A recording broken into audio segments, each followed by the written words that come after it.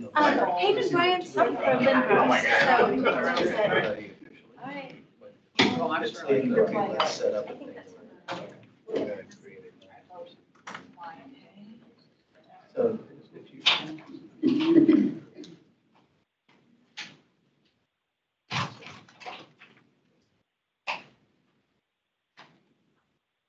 They're witching now. 7 o'clock getting all I've this. seen some of those numbers. I already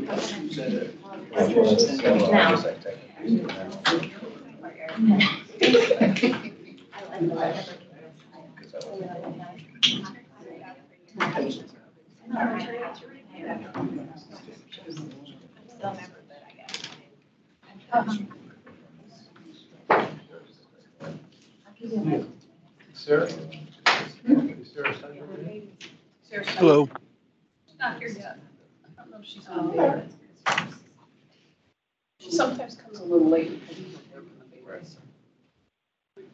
If I could ask everybody who's online right now to please, virtually mute your mics just at this moment. Thank you.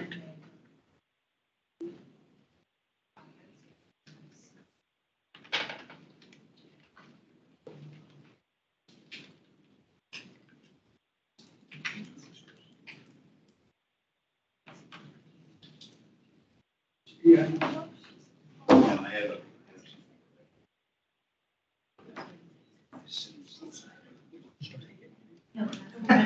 Yeah.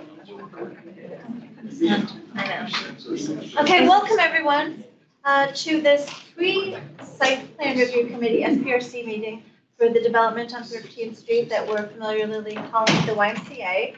Tonight we are holding a hybrid public meeting which enables remote electronic participation as legally authorized by the Code of Virginia per the Planning Commission's electronic meeting policy adopted on July 7, 2022. Members of the SPRC subgroup for the YMCA site plan are participating both here in person and virtually through electronic means. So at this time, I have to go through this preamble to orient everyone. Welcome to our hybrid environment and cover a few specifics about how the meeting will run tonight. Members of the public may attend the meeting here or in person or electronically using the Teams link that was provided on the SPRC webpage, the project webpage, by the county's events calendar, and the email notification sent to the email subscribers for SPRC. And additionally, there's a dial-in phone option for those who wish to use it. And for our subgroup members joining virtually, if you lose internet connectivity during the meeting, please reconnect by phone. Please keep your phones and devices muted until you're called upon, and turn off sound to any other devices around you to minimize interference. And for our virtual attendees using Teams, please turn off your video feed. I will address when to put that on in just a moment. The Teams meeting chat is active for only two purposes. Please do not discuss anything substantive in there. It's there for if you need technical assistance for the SPRC subgroup members and for anyone on the public who's participating virtually who would like to speak at the end of the meeting during public comment. So we can't use the chat for discussion. Those who are planning to provide public comment will still need to do so at the end of the meeting, as the chat will not serve as that opportunity. However, you should know you can always send comments into county staff or to the board, and they are retained that way. But if you wanted to participate tonight, that's at the end of the meeting. So additional notes for our subgroup members. If you wish to be recognized to speak on an item during the course of the discussion, please turn on your video feed and raise your virtual hand in Teams if you're able to do so. And then I or Pierre, who we'll introduce in a moment, will be monitoring that so that we make sure we don't miss you. And if you're participating via phone today without the video option, please announce the name and the group that you're representing now. And in fact, I do need to know that now. If there's anyone who's representing, who's part of the approved roster for the SPRC who's participating by phone, just let me know now who you are and which group you represent. This is Matthew Hart with Perkins Eastman. Okay. All right, thank you. I think you have ample representation in the room. Is there anyone else? Okay, super, thank you. Is she by phone or she's virtual? Like we'll be able to see her. We have one phone Yeah. person, everyone else. Okay. Okay, so our members of the public who would like to provide feedback or comment, you'll be called on to speak at the end of the meeting, and you'll be allotted 1 to 2 minutes, depending on how many people do want to speak. If you wish to speak, please enter your name in the meeting chat for the virtual attendees or provide staff with your name if you're in person, and you'll be added to a speaker list for the meeting. And again, this is a public forum, so our meeting will be recorded and posted to the county website. All information associated with today's meeting, whether written or spoken, is subject to Freedom of Information Act requirements. I want to remind folks, for those of you who haven't participated in one of these in a while, this is a pre-SPRC meeting, so we have a very focused agenda to review some changes that were made by the applicant since the online engagement. When this goes forward, we will adhere to our traditional SPRC process with at least 2 in-person meetings and our standard agenda, including specific times to reflect on architecture, design, transportation, access, open space, and so on. Okay, with that, I would like to have the SPRC members, those who are identified as representing an appointed commission or one of the local civic associations, identify themselves and introduce themselves. So we'll go around the table first. We'll skip you guys for now. So we'll start with Nia. Nia Bagley, Planning Commission. Thank you. Jim Lantelli, Planning Commission. John Armstrong, Pedestrian Advisory Committee. Still here, her Lion Village, sitting up next to John. Oh, thank you. So you just, okay, great. You filled that in, so I'll remember where you are. Okay. Paul Ashton, Boston, Virginia Square Civic Association. Thank you. Hayden Bryan with the Lynbrook Association. Peter Robertson, Planning Commission. Welcome, Ms. Robertson. You're very new to Planning Commission. Glad you joined us. Cindy Lewin, Climate Change, Energy, and Environment. Thanks. David Howell, Forestry and Natural Resources. Charles Sims, Arlington Partnership for Affordable Housing with Terwilliger. Excellent. Is there anyone sitting around the table who is part of transportation, park and rec, housing, bicycle advisory, disability advisory, HALRB, economic development, Bromptons? Okay. And then for our virtual attendees who are part of the SPRC, would you mind introducing yourselves? Sarah? Hi, Sarah Bariluk, Park and Recreation Commission. Thank you. Are there others? Do we have any other member? Oh, yes. Hi, this is Paul Brown, Housing Commission. Thank you.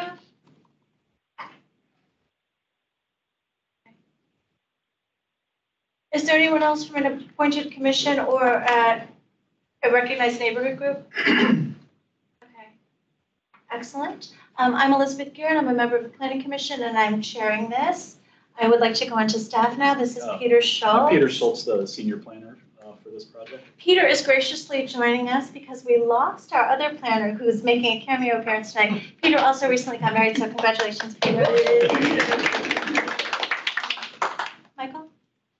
I'm the other planner, Michael Cullen, formerly with CPHD, but I'm now with the Department of Parks and Recreation. I'm assisting.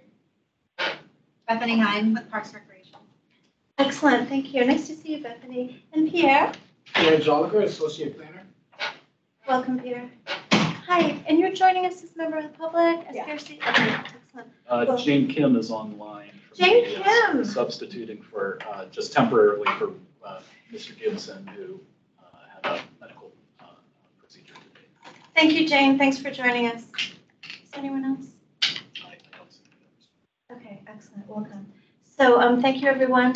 Tonight's agenda, the order we're going to go in is very similar to what we normally do with an SPRC meeting. We'll have a short developer presentation, 10 minutes, and then we will immediately after have a staff presentation, and that will focus on how the developer proposal corresponds with the guidance of the Special Gov Plus, this process that some of us went through several years ago, any outstanding staff issues, and if needed, any explanation to clarify this process. Then after that, we will have a discussion around the table regarding the revised site layout, the building separation, yes? I believe we actually do have a member with us from the Bromptons. Excellent, who's that? Unmute yourself. Morgan or Margaret? Yeah, Ms. Morgan Williams, yeah. You'll have to unmute yourself. Yeah, I'm just trying to find the button. Can you hear me? Great, thank you. Welcome, thank you for joining us. Thank you.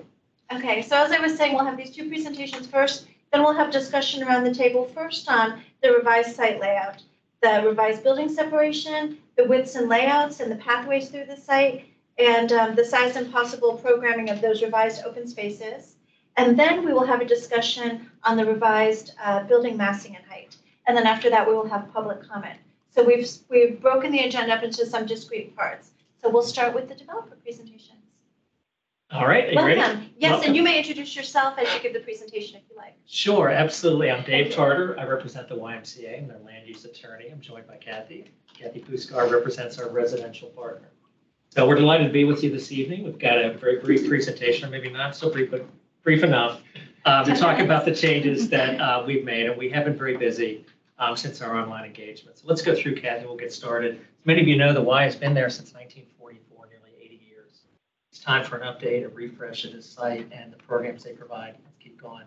We're going to go ahead and give you a vicinity map. Washington Boulevard running right down the middle, Kirkwood up to the top, and then above the yellow is 13th Street. And you can see two metros in very close proximity, approximately 5-minute walk. Next slide. The current Y, you may be familiar with it. Again, this particular building is over 60 years old.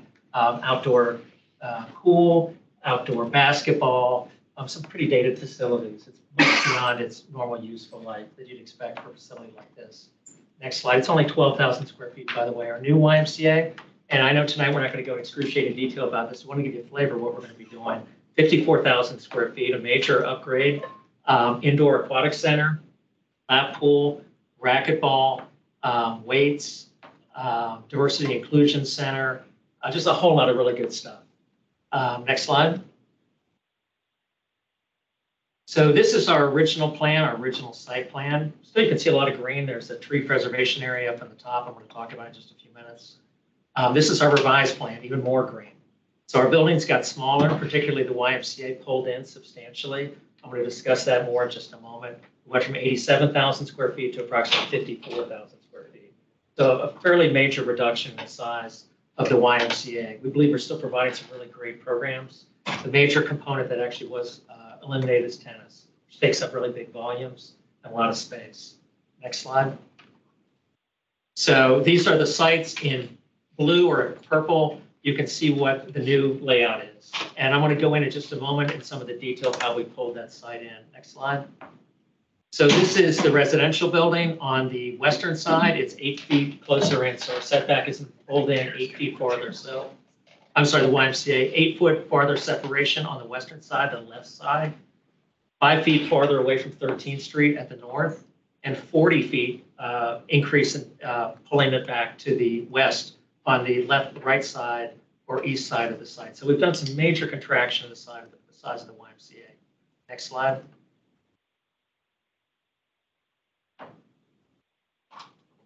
Mr. Byrne, please turn off your video feed. Dave's. There we go. Okay, so this is the residential building. We were asked to pull it back from the Mill Creek project to give more room to this east-west connection. We've done that. So we've added another 20 feet of separation, and the east-west connection, which I'll talk about in just a minute, has gotten that much wider. So next slide. So this is the height of the building. This is our original proposal. This is, you're standing on 13th Street, looking at the YMCA. At that time, we had a tennis above. It was 62 feet in height. Next slide. So we've reduced it dramatically. Now it's 20 to 25 feet on that western edge, which, as you can see, is smaller than some of the townhouses or single-family units in the immediate vicinity, which generally could be as high as 35 feet. So the site has gotten substantially smaller in height and mass. This is from the APA site. The APA side of the project, again, 62 feet, and now it is 20 to 25 feet. We haven't fleshed out the exact height, but in that range, 20 to 25 feet, and it will taper up to 35 to 40 feet farther down the building. So a substantial reduction in the mass and height of the building. This is the original bird's eye view. You're above 13th Street, above the townhouses, maybe single-family houses at this point, and here's the reduced massing once again, 20 to 25 feet. On the western side, the greenery you see is some open space, which I'll discuss in just a minute, our western open space. Next slide. This is the other side of the project, the residential building. This is from above Kirkwood And this is the residential site. Next slide. Very similar before. We've just, as you can see, there's a step back. The 32 feet is the height along 13th Street to give a mass and form similar to the townhouses across the street. That steps back about 19 feet and then goes to the full height of the building. This is the original view if you were in a balloon above Washington Boulevard looking down between App on your left and Mill Creek on your right. You can see it's fairly tight, constrained. Here's the new separation. We've got more separation between the buildings. All the green trees you see are new trees. The white tree is existing. Everything green is new. So we've added double rows of trees all over the place, frankly. And so we hope that's an exciting development for folks. This is the site plan, as you can see, once again, lots of green space, lots of rows of trees. Let's go on to the next slide. This is about the east-west connection. Yeah, so this is one of the major connections prescribed and considered in this plan. This is our original proposal, which had a 6-foot wide path. Let's go back to that one just for a moment if we could. A 6-foot wide path with an amphitheater in the center. It didn't meet ADA requirements in the center of this. It was just, our grade is very challenging. It's about 30 feet from one side to the other. Very challenging grade. This is our new proposal. We're now at 15-foot wide trail. Our width of this east-west connection is 40 feet on one end up to 55 feet. So we've dramatically increased the width. We think the feel of our east-west connection, we've added a second double row of trees. It really is clear sight lines, which county staff had imparted to us. So we really want to make this a path that people can see and use. And so we've done that. We've eliminated the amphitheater, but we believe it's a much better connection for the community to be able to go through this project. And again, you can see the grade. We are at 5% the whole way across, which is the limit for ADA. So it was a real challenge to get to that, but here we are. The last proposal did not do that. We had some portions that had railings that were not ADA compliant in the center of the site. It is now fully compliant with ADA. These are some open spaces, and as you can see, we've increased our open space once again. Now 25% of the site, nearly 1.25 acres, are open space. Our tree canopy is up to 25%, again prescribed in the Glove study. And we have, as you can see, trees and greenery throughout the site. I want to take you through those various sites, and we'll talk just a bit about that. Next slide. So this is another connection that was important really to everyone, the north-south connection. This goes between the two buildings and goes up to 13th Street. And we got direction that this was kind of a tight passageway through, and that could we widen it? Could we make it more accessible or more visually accessible? So we've gone from 30 feet to 48 feet in width. We've added additional trees. The entrance on 13th Street went from 5 feet to 15 feet. And it's a more of a straight line connection that takes you right through our site, and you got sight lines all the way through APA to the Ball Family Cemetery. So we think this is a much better connection. Again, you can see the grade issues we worked through on this site. So here we're going to our shared access drive. This is on the left side of our western side of our development. It connects up with the APA North Kansas extension. So it really is a direct connection. We worked with staff about that. They wanted to have a direct connection through. Our original proposal had, was really a shared access drive that had pavers of different varieties that county staff felt would be more appropriate to have a discrete sidewalk, which we have now. We've widened that area by 8 feet. As I mentioned, we shifted the building over 8 feet. So we now have a dedicated sidewalk area of 6'6" on the right slide, on the right side. We've added additional landscaping, tree coverage, and a dedicated sidewalk. The paver is also the treatment from North Kansas carries through, but only carries through to our garage entrance, which is on the bottom right. So we wanted folks to, coming off of Washington to our site, Washington Boulevard, to go straight into our garage, not feel that they wanted to carry through, but go into our garage, turn around, and leave by the same way they came in. So we have a different paver treatment. There's a small hump. You can sort of see it about 2/3 the way down to try to signal people that this is for pedestrians. This isn't really, you can technically use it as a throughway, but we really would prefer if you came in the same way you did with the signalized intersection at Washington and the new North Kansas.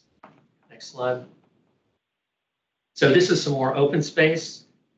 This is our western open space. So on the left is what we started with. Again, a lot of pavers, hardscape. We had a transformer in the bottom left, which we've put underground now. We were asked to have more just open lawn, more green space, more trees. We've done all that. So we've added additional trees, additional lawn. We were also asking what might happen and what kind of uses did we imagine.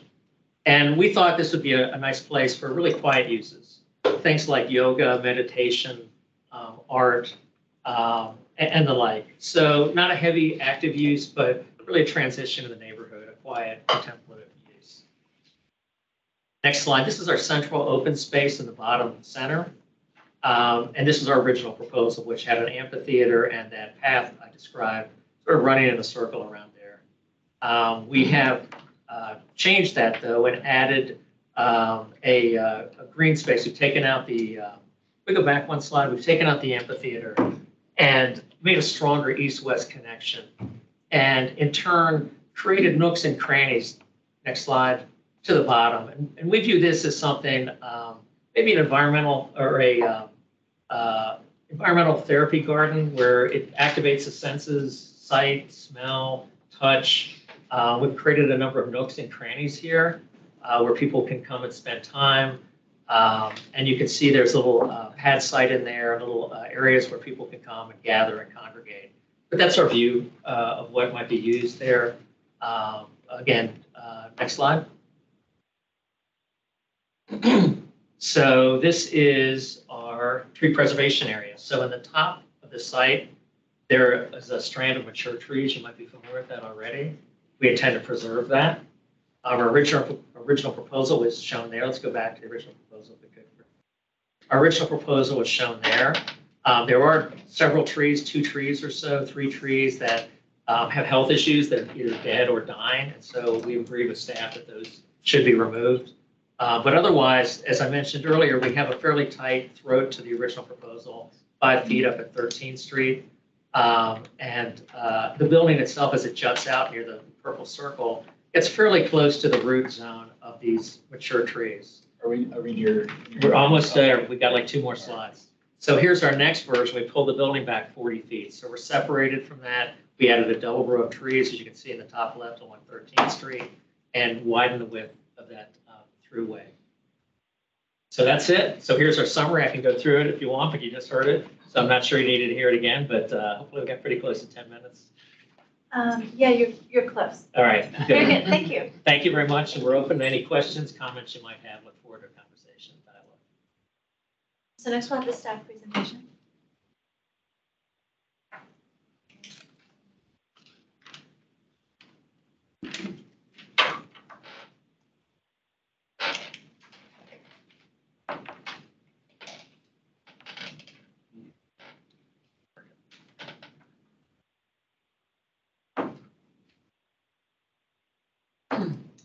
You know what? Let me go out of.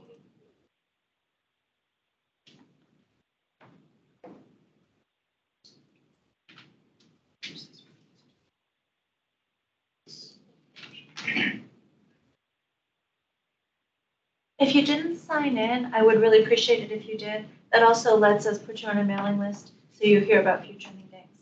Anybody not sign in? Okay, we have a sign-in sheet at the table here.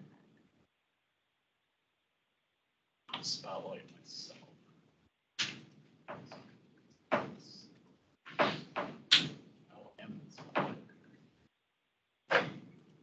Okay. Just to show presentation, this is actually tonight's agenda up here, which is also in the staff report too.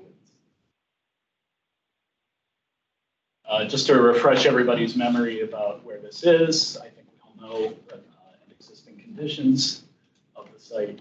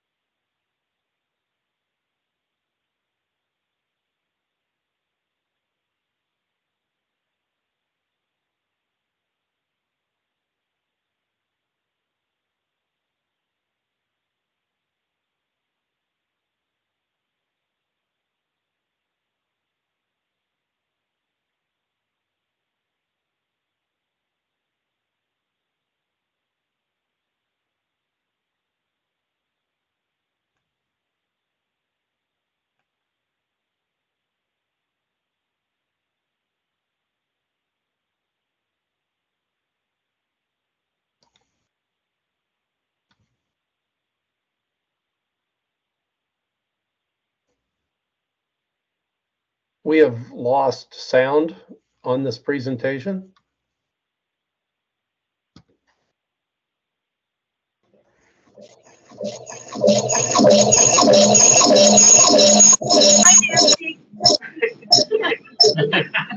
Hi, Dan.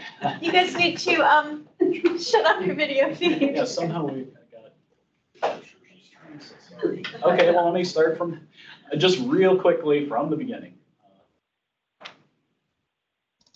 Tonight's agenda, you can also find it on the county website for the SPRC project. Reminding everybody of the site location and the existing conditions. The developer's request to change the general land use plan from the semi-public designation to low office apartment hotel and their equivalent rezoning request associated with this site plan. This is our adopted guidance that the county board adopted in November 2017. This is part of that adopted guidance showing the street. We have lost sound on the presentation. We had real problems on Tuesday. Oh my gosh. With the Yes. ORTC. This is showing the, my mic is unmuted. Can it? When you shared it, did you share the sound part too? Well, Peter, you've been fine since you restarted. That's Jamie. Peter, others have said they can hear us. okay. Maybe You're fine. Just keep going. and in chat, you possibly help people who say you can't hear.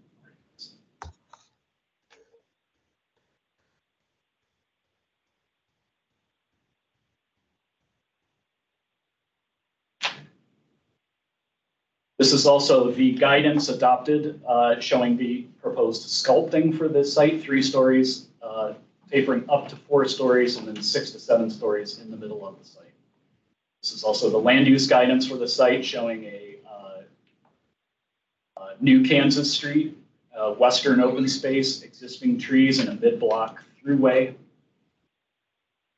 Now, just to refresh everybody's memory, since this has been 7 months ago, since the 7 or 8 months since the original, the first online engagement period and the first presentations. We've been working really hard. We've been working very hard. Staff's original comments on this proposal, just as a reminder, our concerns were transition to the neighborhood of both buildings, both the residential and the proposed YMCA building. And in particular, highlighted was the lack of tapering, not necessarily the overall height, but the lack of tapering along North Kansas Street, which envisioned 3 to 4 story tapering up to 6 to 7 stories. And here it was more or less a straight 4 stories, at least 4 or 5 stories in this location. This shows, again, staff's guidance about and the reason the developer has revised the internal circulation network. We were concerned about the visibility, the feeling of public openness on the various connections through the site as the GLUP study envisioned. And in this case, these connections will be bicycle and pedestrian connections, except for North Kansas Street, which will accommodate vehicles. Public spaces, we did call out concerns about the size and usefulness of the public spaces, particularly the western open space. And while the developer, we're not getting to this granular level of detail, the developer has removed the proposed transformer pad from the western open space, about which staff still has concerns about the size of this western open space. Preservation of existing trees, the developer seems to have addressed this comment that we had back in December about this tree stand along 13th Street. And we had issues relative to the building design and location. Overall, this site is being driven by the fact that it's 2 separate buildings, while one of the principles in the special GLUP study envisioned vertical mixed use.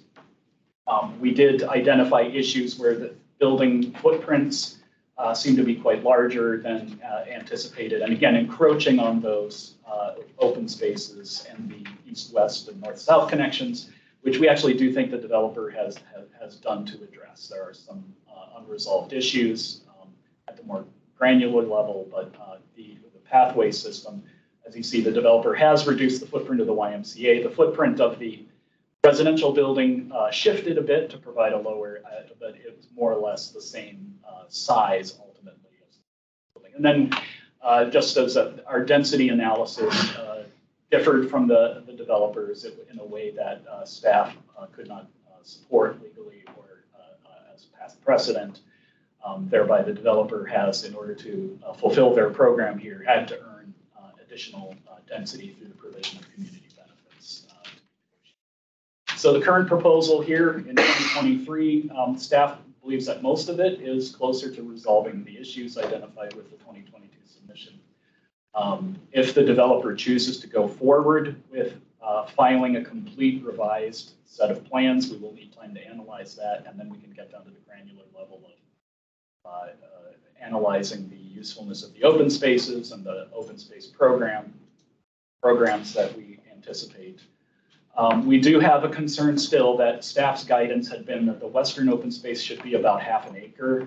It doesn't have to be the exact, shape as shown on these plans, or but we did expect through the special web study about ½ an acre, and right now it's about 7,000 square feet.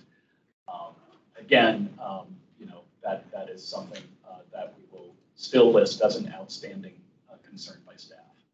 And again, the principle 12, while the developer does meet many of the principles in the plan adopted by the county board for this site, principle 12 did envision vertical mixed use necessarily than separate buildings. We do have an example here of a mixed use Y.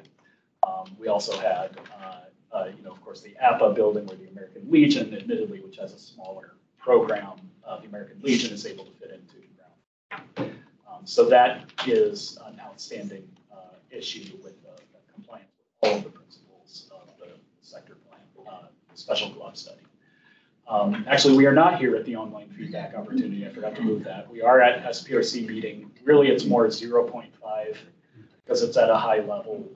July 27th, and we, as the chairwoman stated, we will have at least 2 more meetings. But the next steps will be, as stated in staff's memo, if the developer chooses to continue with this project based on the comments that they receive here from the SPRC and from the public, they will have to file a new set of revised plans, which will take some time for staff to analyze, and then we will have to have at least 2 full hybrid meetings of the SPRC, just like this one.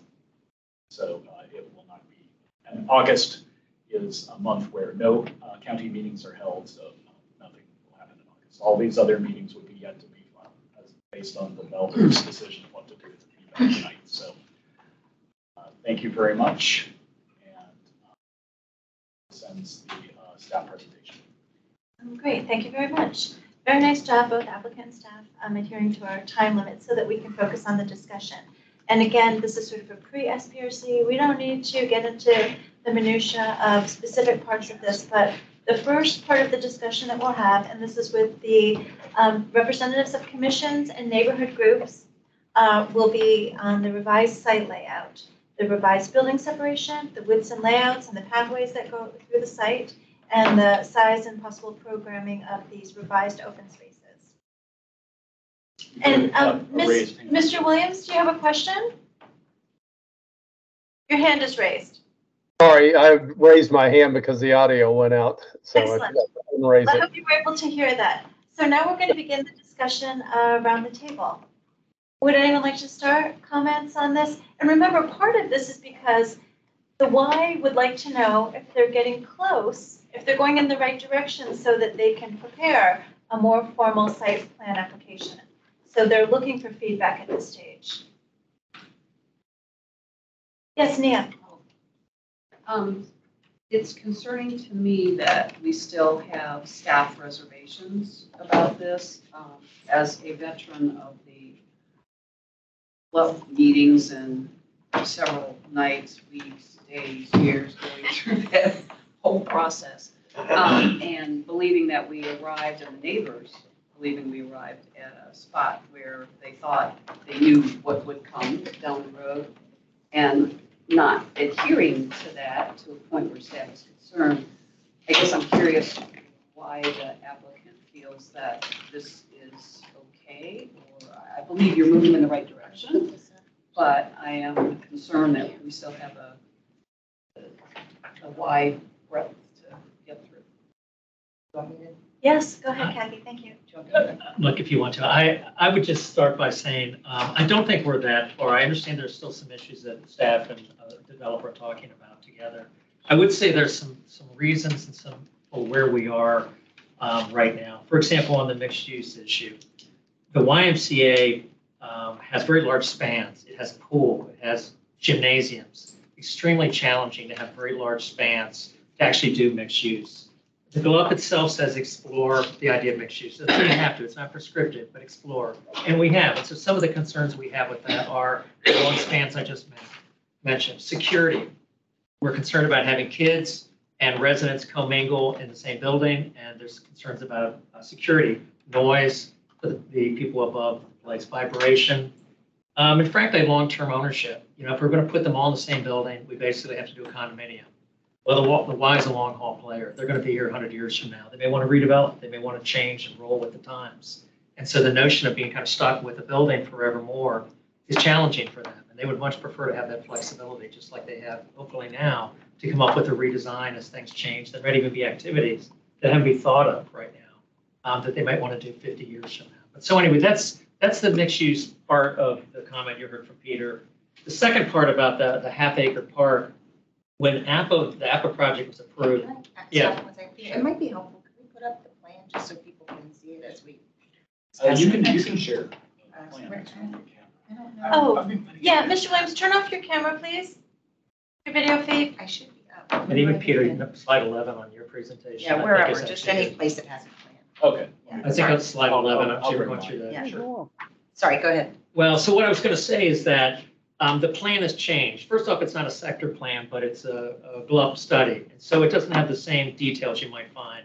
It's essentially aspirational. But with respect to the road network and the connectivity, that was kind of set when the APA project was moved. The building was moved somewhat from what was shown in the GLUP study. Slide 11, to my recollection, is 11. Oh, no, this is 11. Had a series of images that I think show kind of where we are. But part of the problem is, so is that 11? I can't, go one more. 10. Go one more down. You're going the wrong way, you're going to 9. There. All right.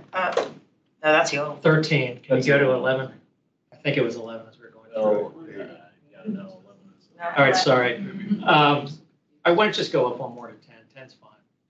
So, but basically, the original idea of the GLUP study was connectivity in a road potentially right down the spine of this development, all of the development. And that didn't happen. The APA building was set, and it didn't have a road going there, and the building got pushed farther back, which made it so that we really can't enter our project from where it shows in that plan. And so the only real way to enter the project, at least from our perspective, particularly from Washington Boulevard, where most of the neighborhood wants us to enter, is from North Kansas. And North Kansas is already set through the APA project of where that is. And it goes sort of straight through. County staff has directed us to make that go straight through, which is where we show it on our proposal. But I guess I would just say that there are some things that have happened through iterations of this project for previously approved projects that have caused things to be kind of laid out, set where they are now. So we are working within the constraints that we have, but that's sort of where we ended up on the half acre. But we are providing additional space elsewhere in the site, over 1.25 acres in total, which we think is comfortable. Yeah, I would add that it did say to explore that co-location, but there was always envisioned, can we get that on the screen? It was always envisioned that there would be more than just one structure on the site, right? And there were exhibits that were shown, but they weren't, once again, there's a lot of language in that study that says these are aspirational goals. The principal actually says explore. It was explored. And as to the open space, as David was saying, because of the way APA was located, which was a little bit farther north than was originally anticipated, the idea of that Kansas Street, of kind of turning the street and then going back up to the north. So the idea of, so the north of the APA building, they've actually designed as a frontage that has street trees and a path, and I think there might even be an entrance to the building there. And if you look at the general land use plan, it kind of showed this street that would go up and then turn again. And so what Dave's saying is that when we were talking with staff about that vehicular connection, we knew the community doesn't want a lot of traffic coming to 13th Street. And so we designed the piece coming from 13th Street to the YMCA kind of entrance as a shared use path to kind of change the treatment of the pavement there to slow cars down and have the vehicles to the south. But as to creating that road that then would turn and go up, the design of that APA frontage at the north and the fact that the building went a little bit farther north than originally anticipated made that difficult. And as to the open space, while there was a picture that showed a certain amount of open space and there was a discussion, I think at one of the earlier SPRC meetings about a half acre, if you look at the overall open space on the site, there is more open space than we originally anticipated. And what we have focused on is activating the open space that's next to the Ball Cemetery to kind of take the western open space and the open space adjacent to the Ball Cemetery. If you add those two activated program spaces together, they are in excess of a half acre. So it wasn't that we were ignoring it, it's just that the design of the site led us to connect the street where it is, which led us to turn our attention on activating the open space adjacent to the Ball. Great, thank you. I do want to follow up on this in another way, but I see Daniel and then Paul. Right. I came in late, so I missed introductions. Daniel, Daniel Weir, Planning Commission. I'm struggling a little bit, and I want to push back, just hopefully gently, on this issue that the site layout is being driven by some of the grid connectivity issues. Can I get slide 8 from the staff presentation, please? As you probably recall, the grid connectivity issues were a matter of significant discussion and debate, particularly with respect to what parts of the grid, the new grid would be vehicular versus pedestrian priority or pedestrian only. After much discussion and debate, the idea was that the consensus was reached that we would have vehicular access off of Kirkwood, in part because Kirkwood would be the source of any vehicular access as opposed to routing vehicular access onto or from 13th or around 13th to Kansas.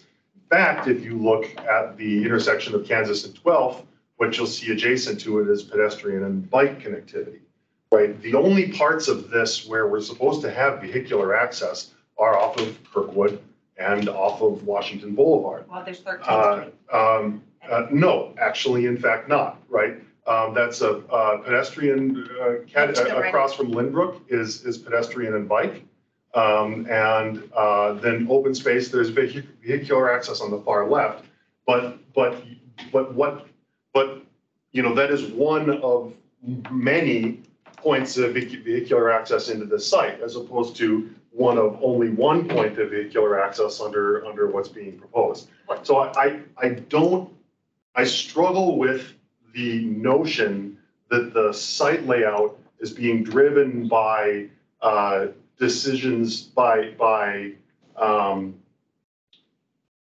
things that have happened subsequent to the adoption of the GLUP, when it's not, when the site layout isn't actually reconciled to the GLUP, where the site, you know, where it's within the applicant's capacity to do so. Well, I would only say that if you look at an exhibit that is in the special GLUP Study Plus that was part of the 5th LRPC meeting, it actually does not show what this ultimately showed. I agree with you. It shows vehicular access off of Kirkwood coming down to Washington Boulevard.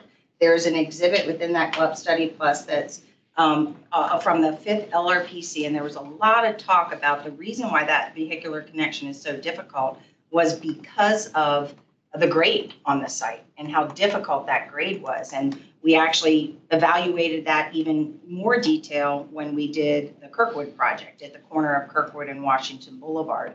And so that picture that came in, I think it was in the 5th LRPC meeting, it shows up in the GLUP, basically showed a white line coming along from 12th Street to the north-south connection, basically acknowledging the difficulty of that vehicular connection. Now, as to the, and so that's why we worked really hard with staff on this bike ped became the connection. And I know that Rob Gibson and others were part of that conversation. Unfortunately, he can't be here tonight. I But think, Ms. Kim is here, if she Oh, wants to yeah, chime in, sure. and also I chaired those special GLUT meetings.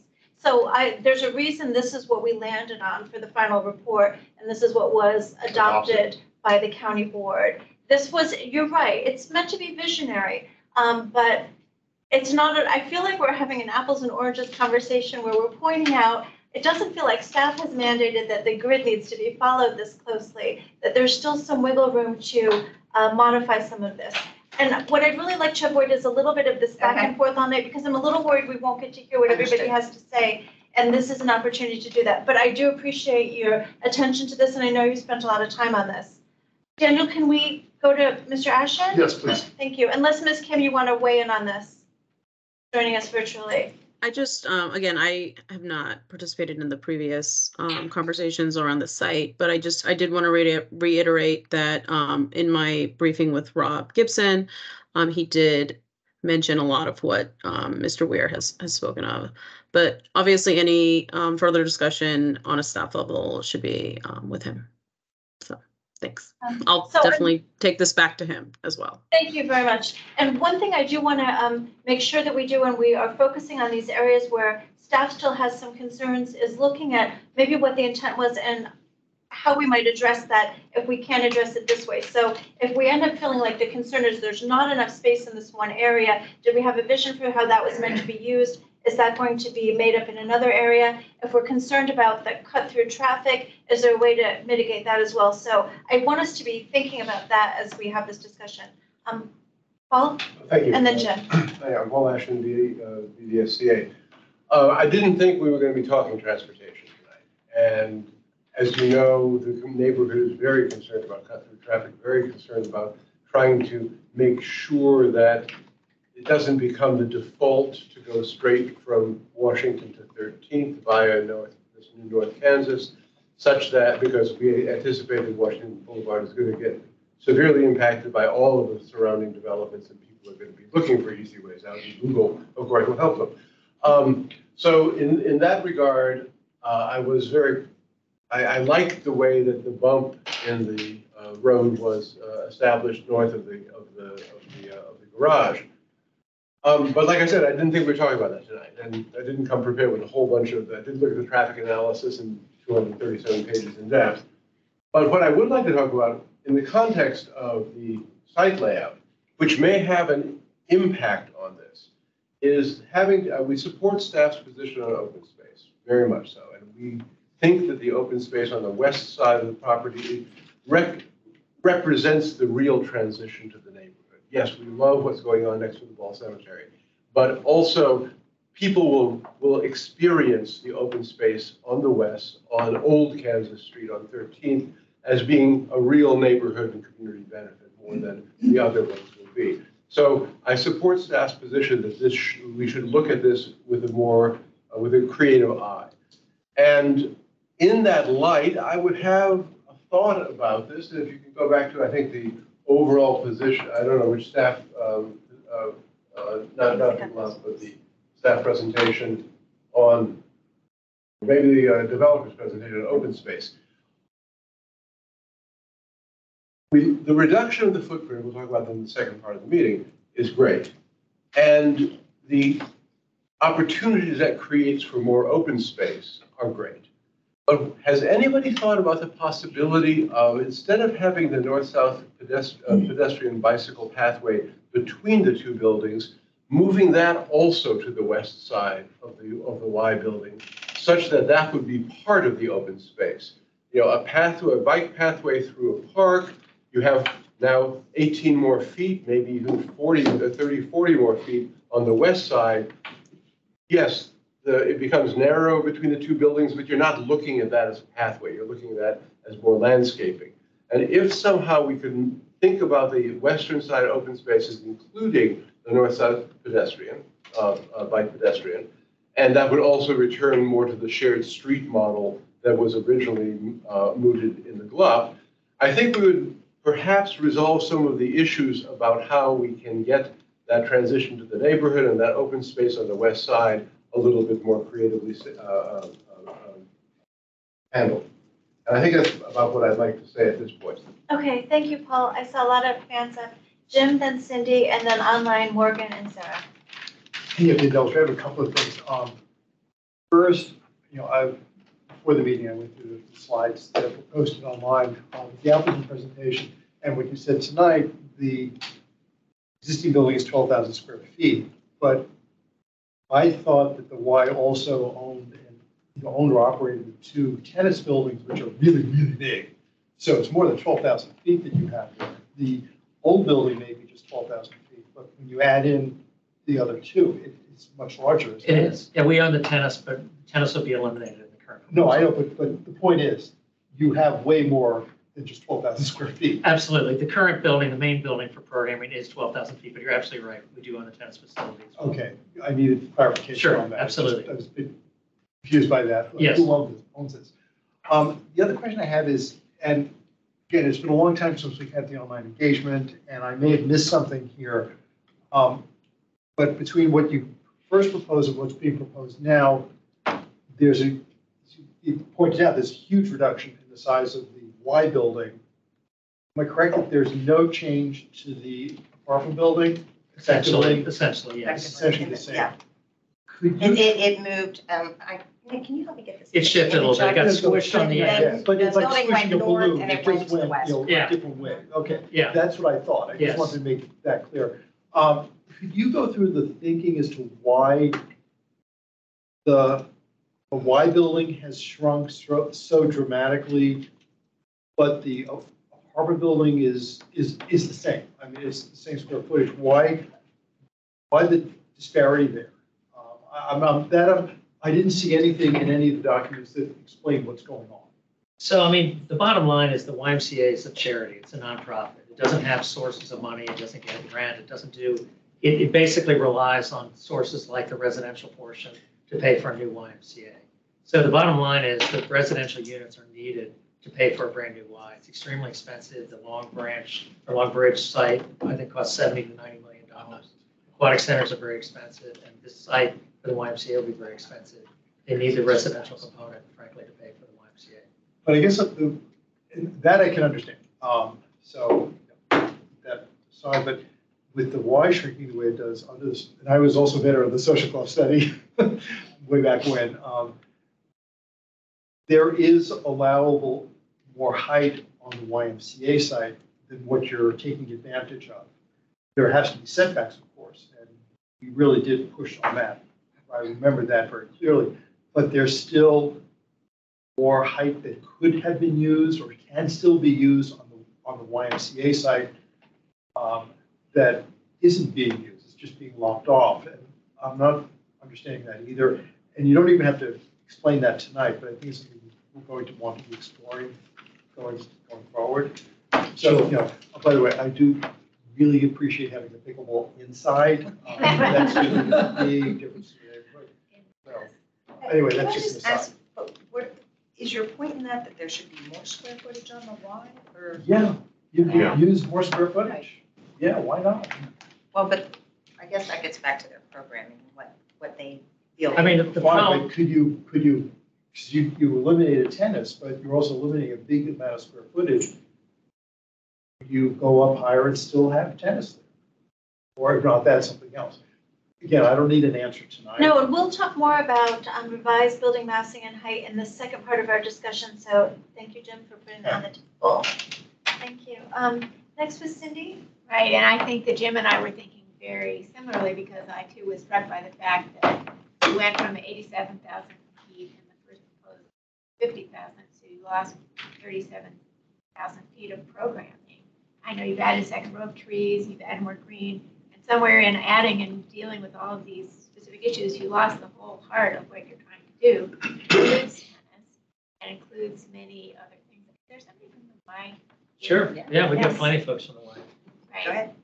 Why don't we talk about that when we talk about the proposed programming? Just so that we can make sure, I want to make sure the Y gets feedback on these issues that they've made changes on. But thank you, Cindy, and I'm glad to hear you align yourself with Jim. If others do, like just raise your hand now so I get a sense like, okay, several people. Thank you. Daniel? Well, at some point, we have to talk not just about the change in square footage, but also the 40 feet, right, on the eastern side of it, right? Like, it's one thing to, I think that part of what I'm struggling with the change in the square footage is like, you moved it 4 feet here and 8 feet here. That doesn't, you've got to have a much taller building to get to 50, to get to a delta of 30,000 feet, right? It's, I imagine that some of the delta is in that 40 feet on the eastern side, so It was 62 feet, so that was the height of the building previously. I'm talking about the site layout. Oh, you're talking about layout. Not the heights, yeah. And so what are you saying about the 40 feet? I'm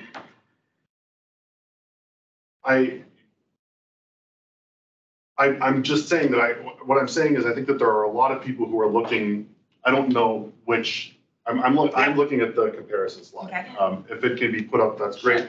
But for the benefit of the applicant, I think a lot of people at the table are looking at the north and the top and the left side and saying that the multiplication doesn't work for me. I don't understand why we're going down to whatever. I'm just going to be curious about, why are we chopping 40 feet off of the east side as well?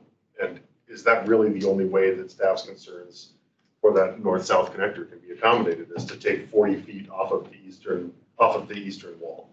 Okay, so I feel like a lot of what we've heard is somewhat in the same part of the conversation. It's not necessarily on this, well, it is a little bit on the building separation and the connection. This idea that the building has been reduced in size. Could we shift it one way so that there is more space on the west? How important is that wide north-south connection, where it is exactly desired to have the Y either explain or explore more, adding more programmable space in the actual Y building, or some concern about what's being lost with the reduction? Am I hearing this? Yeah, can I ask another question related to that? Yeah, and then I want to get to the folks who had their hands up. Just that 40-foot width. Are you saying that 40-foot width of the north-south connection could be narrower in your opinion? Well, I would support more of that space being, I think that 40 feet might be too drastic of a cutback, but that's not a position I'm taking so much as I'm curious about why is the solution to the staff concerns to lop off 40 feet? Why not 20 feet? Why not, and what is it about the volume of the space, which is why it's hard to disaggregate these two discussions? Yes. What is it about the volume of the space that there's not a threshold at which, if you lop off 20 feet from the eastern wall, you can still, you can still program up to the 80,000 square footage of space, but if you lop off 40, I don't know, it's. So the building, I would just say a few things. The reduction of 33,000 approximately.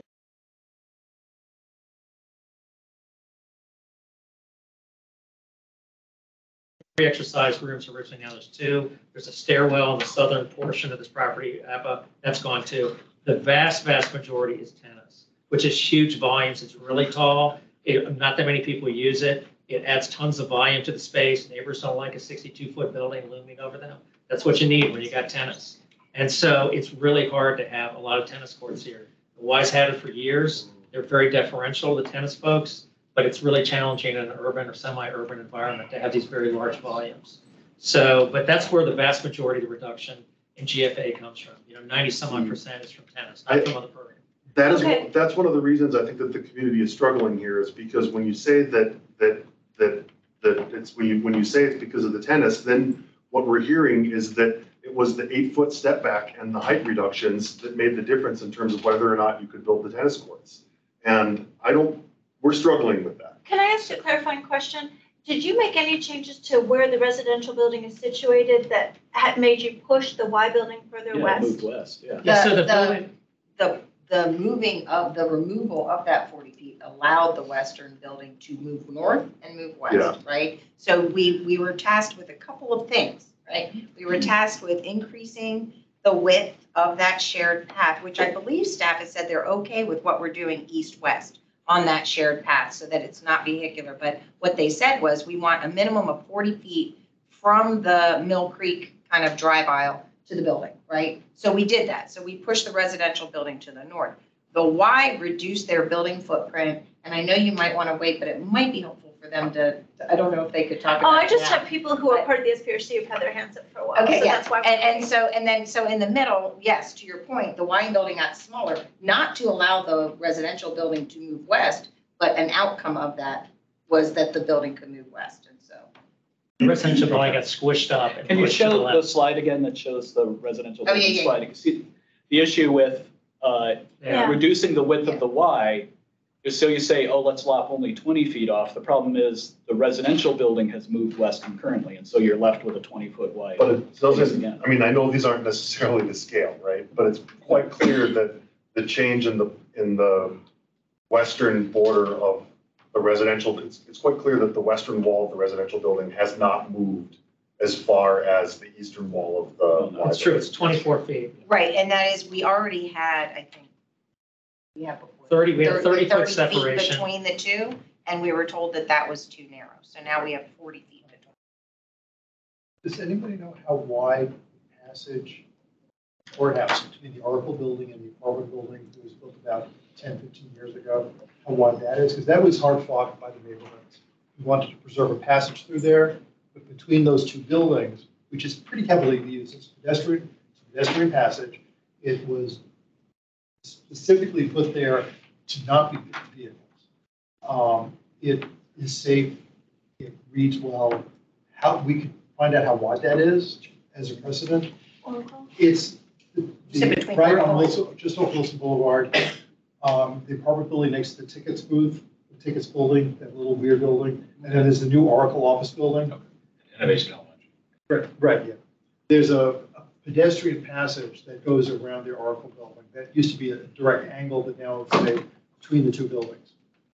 And we think it was pretty well done. I mean, the neighborhood ended up strongly advocating that that be kept. All right, we will look So anyway, into this. look into that as a Okay. potential. I'm gonna wide make a that note is. of that. You might also want to look at it after dark, because that was one of the neighborhood concerns too, Right. that this could be a mugger's paradise. But it's really well lit. Okay. I don't know that there have been problems. No, there haven't been. It's well lit. I usually. All right, thanks. We're going to go to Morgan, then Sarah. And again, we're still on the site layout, the building separation, the widths and the layouts, these pathways, and the programming of any revised open spaces, and then Charles. Okay, thank you. It's interesting to hear the frustration with the county and also others in the room that are a little confused about the GLUB plan. And the way that I've been looking at it is that the GLUB plan was conceived as if this was a greenfield site, but it's not, and it never will be unless a developer came in and bought the whole thing. And I think the whole concept was that would happen. But the property lines are the property lines, the ownership is the ownership. And so the concept of having a road from Kirkwood all the way to 12th was killed just by the fact that ownership of property would prevent it. And, you know, even if you tried to do that at the current location, the grade is probably even worse at that location than it would have been if you ran the road straight through from 12th. So, you know, the driver can't really be the fact we don't have a road because it really is not feasible with a site that's preoccupied and pre-owned. And so that really shouldn't be a criteria that's driving the conversation in my mind. I think the layout is pretty darn nice in terms of adding room between buildings from the separation between the two residential buildings. The 40 feet is certainly a lot more generous than it was before between the residential and the athletic building, which will actually create an area where trees can survive. Because sometimes when you put them too close between two walls, the heat is just so much it'll just, you know, dry them out. The southern border, of course, is much nicer than it was before. I think the only thing that I have another comment about is one of the things that I think is totally missing is that there has not been any effort to incorporate this pedestrian pathway on an east to west basis through that would connect to the Ball Cemetery. I think it's ridiculous for the city to expect people to respect this historic property with a sign out on the street covered in vines and also accessible from a parking lot of an auto repair station. And so I think there ought to be something done to incorporate that. And maybe it's a county effort collaborating with this developer to make that happen. But I think it's something that should be addressed. And then the historic signs can go at the pedestrian entrances and people would actually know where this place is, because most people in Arlington barely know it's there. You know, my sadness about this whole plan is that I'm a tennis player and I love the game of tennis, and I go there in the mornings. I see hundreds of kids coming in there all day long, really having a grand time. And it's a great sport. But to accommodate the things that this developer has to deal with, this is a pretty darn nice solution in my book. Great. Thank you, Mr. Williams. Yep. Thank you. Thank you. Sarah. Yeah, this is a fun one for me because I get to talk about both open space and recreation, which is very uncommon in SPRC meetings. I definitely like the new layout, and the width between the buildings, I think, is definitely honoring the pedestrian and bicycle experience through the site. I do hear other commissioners' concerns about the loss of recreational space in the recreational building, and I think that is really a shame that we're losing so much there for a north-south passage that doesn't even go fully through the site and provide kind of full connectivity. So the more that, you know, there's opportunity to play with layout and massing there to increase the utility of that recreational building, the better, in my perspective. I associate with staff's comments on the smaller open space on the western side of the site than envisioned in the sector plan and the impacts from like layout on that space. And then my only other concern on layout at this time is that northern tree preservation area. I'm seeing hardscape to the east and hardscape to the west, and concerned about desire paths through that space. From looking at satellite photos, it looks like there's currently a sidewalk cutting through that. I don't see that in the revised plan. So concerned that that space might not be truly preserved or protected if there's like uncontrolled desire paths. So just something to think about for the revised 4.1. Thanks. Thank you. Good point. I'll note that for when this comes in more specifically. Thank you very much. Charles. Sure. So I had just a few small questions. In reference to the distance between the Terwilliger building and the YMCA and the residential building, can you discuss how that shifted between the original plan and this revised version? So I don't think the distance on the southerly boundary has changed. We took off a stairwell, which is maybe in this site on the bottom left, but there was a stairwell that projected out, I think 5 or 10 feet from the building face. That's been removed. Otherwise, the southerly boundary, to my knowledge, has stayed the same. You can see that little white notch on the left here in this image. That has been removed. In the lower left, that's the stairwell? Yeah, that was one the exterior, like old stairwell, to get up to the tenants or something like that. which is now gone. And then in terms of the walkway, can you talk about how that how that's proposed to be treated? And I'm assuming it's a public access walkway throughout. So how's it going to be treated or lit between the properties now and south? So are you talking about the east-west connection, or are you talking about going towards the top of the screen? Or I think it's the east-west pedestrian walk. Okay, yeah, so the plan is for it to be 15 feet wide. Again, this is in conjunction with conversations with staff. We started off with 6 foot. We started off with street trees, or trees only one side of the street. So now it is 15 feet wide. It will have trees on both sides. I believe in that area, your trees will be the bottom half of it. In other words, I believe you already have trees on that side. Whether those need to be tweaked in some fashion, I don't know. We haven't really worked out the fine details. Today, we're really talking about big picture concepts. That's something that needs to be ultimately hashed out a little bit. But the notion, I think, originally was that your side would provide part of this and our side would provide the other portion of it. But to your point about the lighting and those types of details, those will come forward when we do the 4.1. as Dave said, this is just kind of a concept. It is anticipated that there will be lighting along there, some type of. Lighting, trees, pavement of some kind, and the route all the way over to Kirkwood. Right, perfect. And then I think the other question I had is in reference to vehicle access on the north-south one. North, you're talking about North Kansas, the one next to your building? Thank you. Yeah. So just so I'm clear, it's not proposed to go through. It's supposed to stop at the YMCA site and I guess enter into a parking garage or something. Well, look, the notion we would hope is that people would do that people would enter from controlled intersection at Washington Boulevard, come into the YMCA, come in our parking garage, which is in the bottom, the entrance is the bottom left of the left building, and go into the garage, turn around and go back out the same way they came. It's a controlled intersection, it's safe, not carry through to the neighborhood. There's a small bump between the entrance to the parking and loading and the rest of that area. It technically can be used and may be used by some people. We hope it's fairly limited. But that area will also be used by pedestrians, children, and bikers and the like. So the notion is that that's a shared access drive for all modes of transportation. Okay, thank you. Then next we have John, then Hayden. Thanks. John Armstrong, Pedestrian Advisory Committee. I just have a couple questions about, I need some clarification. First of all, I will say that I think I appreciate the greater width of the sidewalks and the passage between the buildings, both north-south, east-west. But I'm curious, I'm not really clear. I see parking and loading.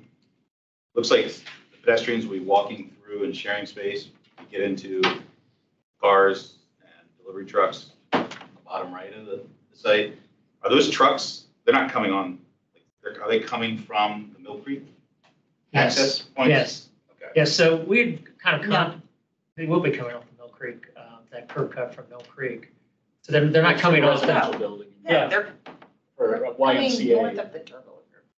No, you're talking about the other side. The He's bottom talking about right on the right is side parking loading. for your building. Oh, yeah.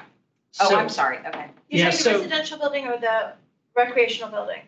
Residential.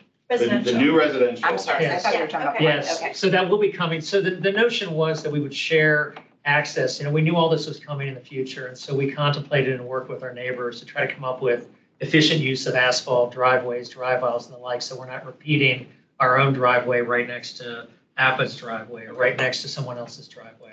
That was the notion. It was contemplated, and agreements were signed several years ago with this in mind. No, I just want to clarify. I just want to make Yes, sure. I that's right. You're understand. right. Yes, that's correct. So there's a conflict there, but it's still separate. There's a separate driveway coming Yes. from Kirkwood and then a separate pedestrian site or pedestrian access. If from a pedestrian perspective, coming from 13th through the YMCA site, whether you're coming from the lobby end or through between the YMCA and the residential, if you wanted to continue straight to Washington Boulevard, are you expected to go onto the Appa's driveway? where do you go? Like, are you on a driveway on the left-hand side, or is there a way to go sort of around the cemetery? I'm not clear how you sort of go through the site. So if you're going through the site, you can go on to the far left. North Kansas will carry right through. So we're building a sidewalk, 6'6" sidewalk up against the YMCA, dedicated sidewalk. Originally, it was just a shared access drive that was kind of used in common by all the different modes of transportation. In the new slide, I don't know if you want to pull that up or not, a shared driveway, there's a sidewalk next to the YMCA. To Washington Boulevard. So I don't recall what's on North Kansas at the top of my mind. I believe There's a sidewalk. There is a There's sidewalk, sidewalks. The yes. sidewalk will go from Washington Boulevard up to 13th. I mean, see, North Kansas, they're homes. That are between- Yeah, I No, think no. we're getting confused about the nomenclature because Yeah, there we is don't an have a good- existing Old North Kansas, Kansas, New Kansas. Old Kansas, New Kansas. Let's just say the street that comes off of 13th in front of the YMCA, New that's a street. shared street Yeah, new street. that connects to an existing street that was constructed Okay. with the turtle. I can't So in think of addition, so that'll go all the way to Yes. anything. Yes, But that's correct. in the center of the site, you also get to Washington Boulevard through kind of the new programmed area. No. Not really, no. That's not intended. Like, There's Well, there's private a property. garage there. Yeah. There's properties that haven't redeveloped, so. Joey Baird's auto Yeah, you places there. And Yeah, maybe you can't another go one as well. fully through. Okay, okay, now I see that. Yeah, there's other buildings, You can walk to the Ball Cemetery through it. probably. Yeah. Actually, there's a easement Yeah. that allows you to walk through it, even though they park cars on it all the time. Exactly. But it's a public easement. Yeah. But you can't walk to the Ball Cemetery from the north. No. John, it's did you south have any of Washington questions? Boulevard. That's great, thank you. Thank you. Hayden, then Bill? Yeah, just very quickly, in talking about the north-south connection, which is still a concern to Lynbrook and other neighbors up there, is that we're talking about what is being supplied, and a lot of assumptions about what people are going to do with it, discourage them and so forth. But we haven't talked about the demand. And the demand right now for these streets that connect Washington to 13th is for people who are trying to beat the lights on.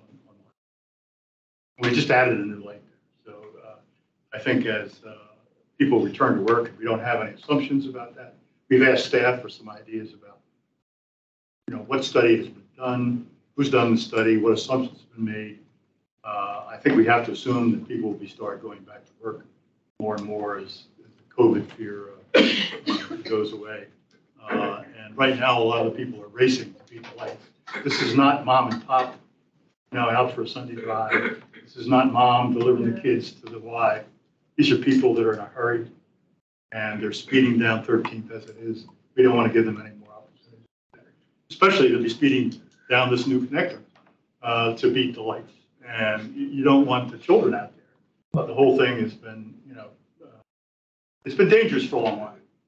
I mean, I think the Y shares your concern. They're going to have a whole bunch of kids, out front and playing or whatever it is getting it. So we share that concern. That's what our initial design had, different paver treatments and other things like that to really indicate this is a pedestrian. But if you can do a turnaround and just make it a pedestrian pathway, that might be for everybody concerned, including people using the Y.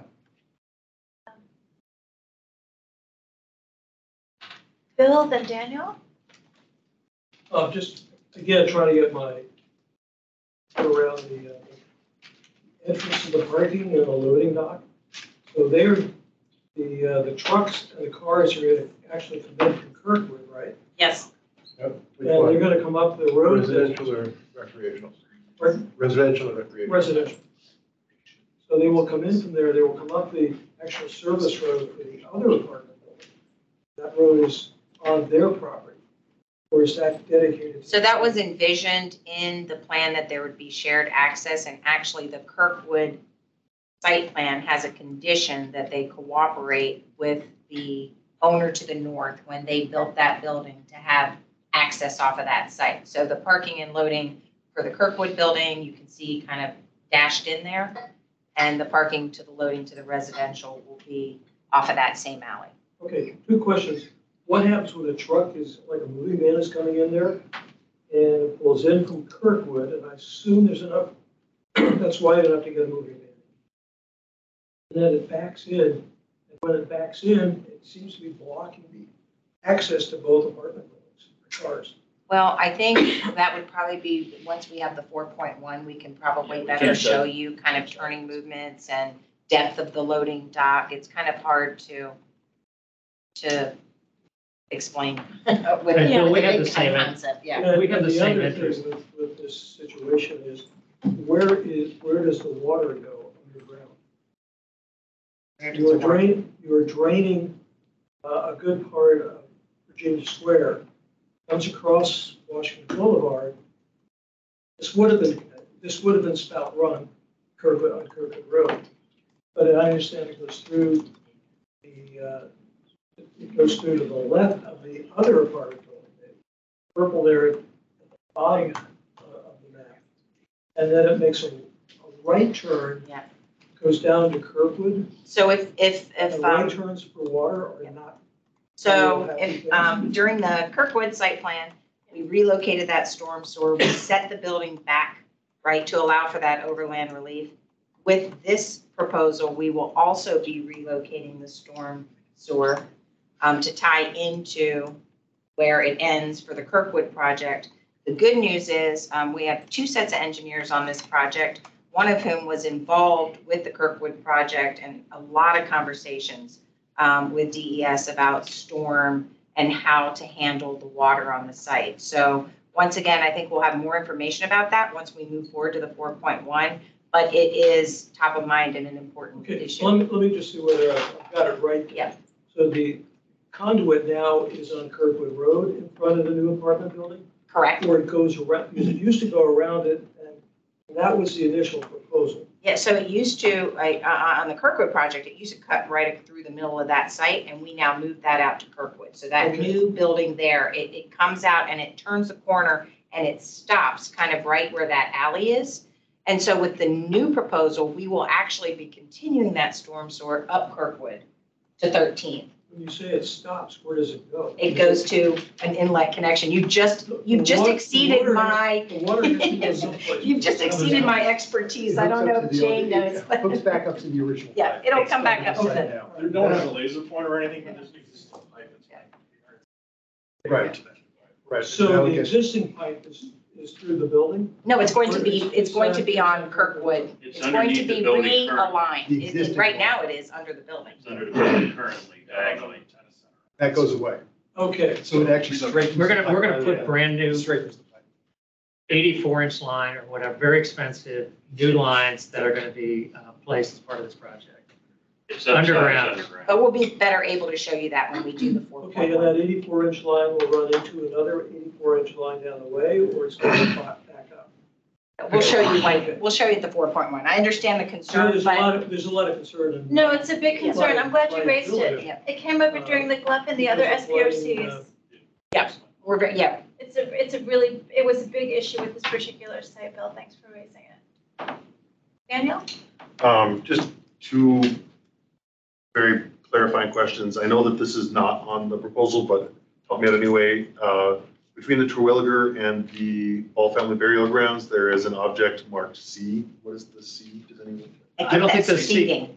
Yeah, it's like a rounded thing that people would Oh, sit. that's not a letter. That's. It's just, yeah, it's like, something that looks like a That's a physical. So basically what it would be is that with an environmental Naturally. therapy garden, they will have they can bring people there to sit, they can do little classes or Okay. presentations in that area. just little nooks and crannies for people to come and explore.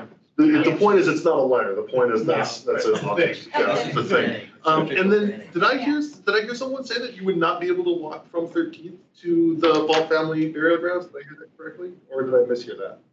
Somebody did say that. It looks to me like you'd be able to walk to it. There's a barbed wire. There's a fence. Okay. The problem is that the Ball Family Cemetery, there's been a lot of research on that during the GLUB study, and the owners can't be found? Yeah, this is We did a lot of The research. owners are every descendant of Yeah. the people. And who so were there's not buried there. permission to be The there. county staff has It's a real really 50 thorny years issue. tried to And so all the focus has track been people about, down. yeah, and the focus has been about how do you create a place around the Ball Family Cemetery Got it. where you can experience it knowing that we're not actually Okay. invited in. So it's not a topography issue or it's a site design issue? No, it's an sta- issue. it's a state- HLRB has not been able to determine a better way forward, but they. I remember mean, they- that. Right. So there's a lot of complicated issues with the site. So we are at 8:23, and I know there are members of the public here. I would like to wrap up this part of the conversation. Remember, this is sort of a pre-SPRC, just to let the applicants know, are they on the right track and where are the outstanding issues? I just want to confirm, would you please show us what sites will have public easements on them? Is this my? Okay, there it is. I can jump up.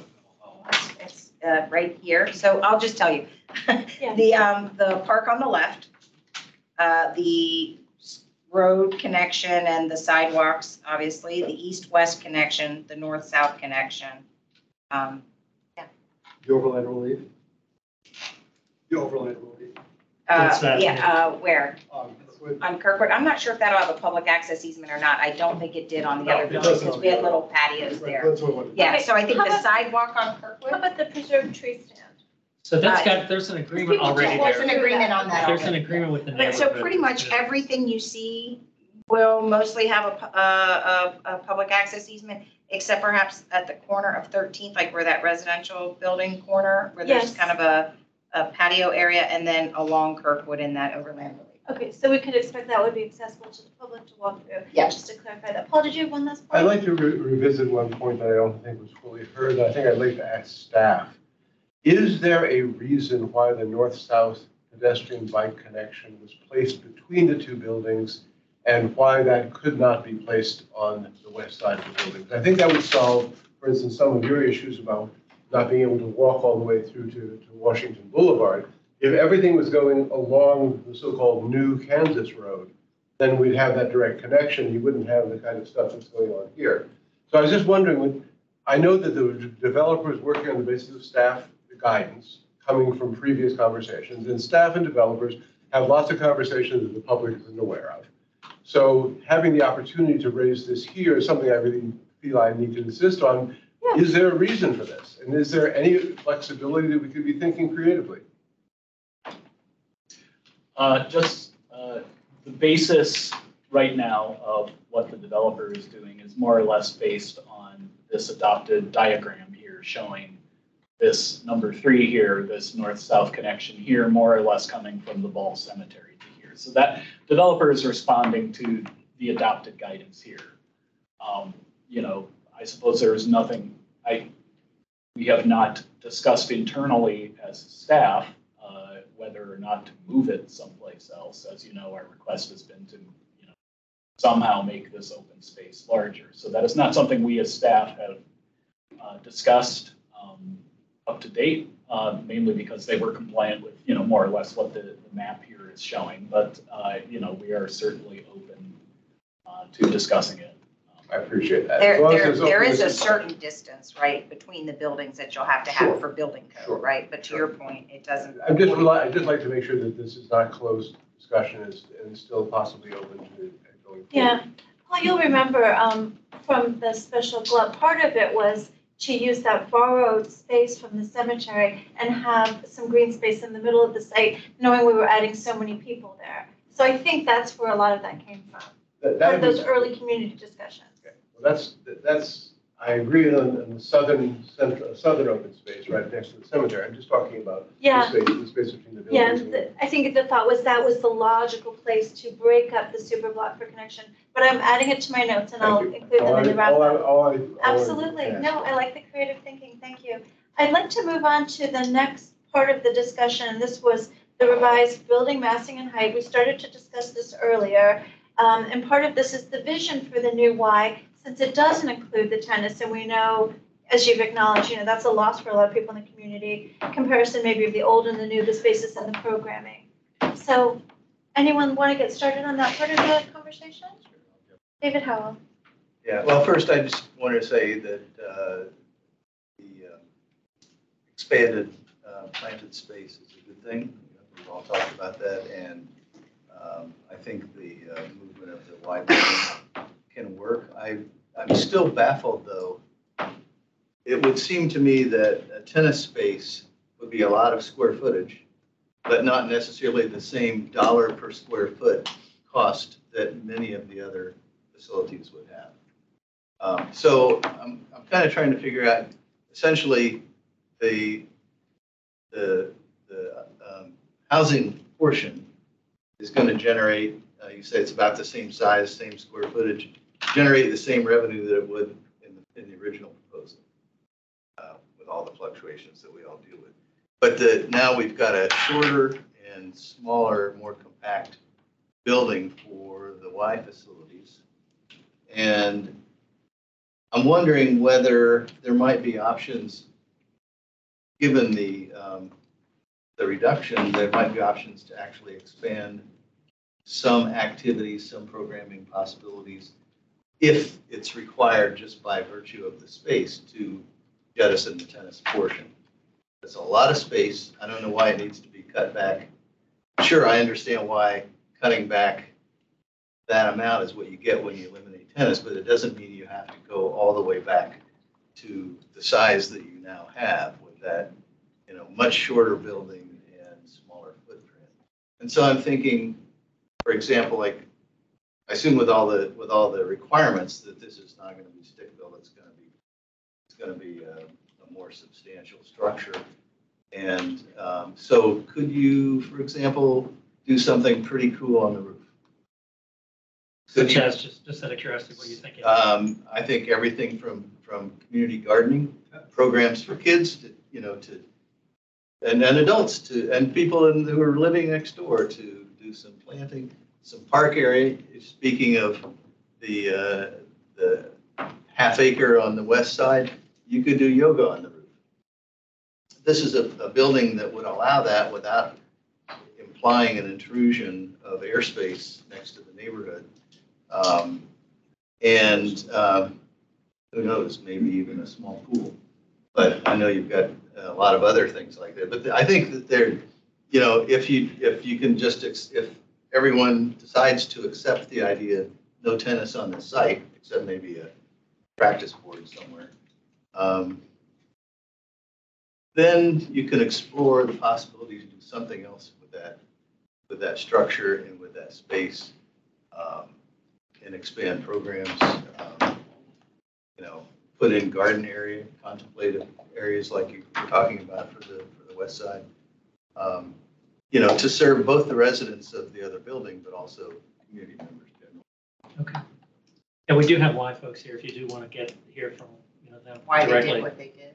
Yeah.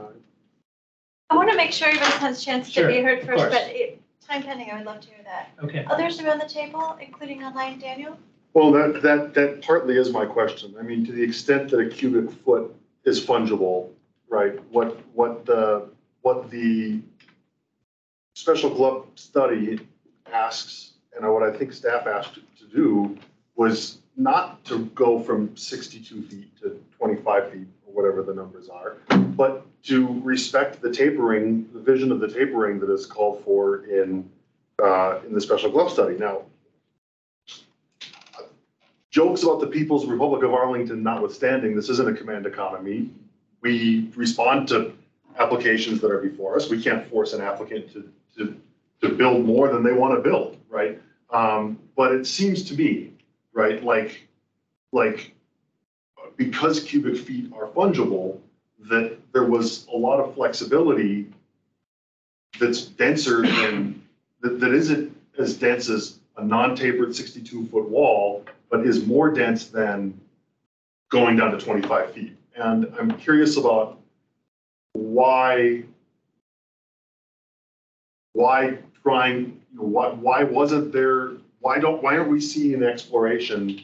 Why aren't we seeing like the thought process of exploring how to get more programming into something that respects those tapers and aims for 62 feet where where once you've gotten back through those step backs. Why aren't we seeing that thought process? Yeah, okay, true prerogative. I do think that's an underlying question here. We saw the plan from the online engagement, and there were concerns about, looked like a lot more density on the site than we'd envisioned.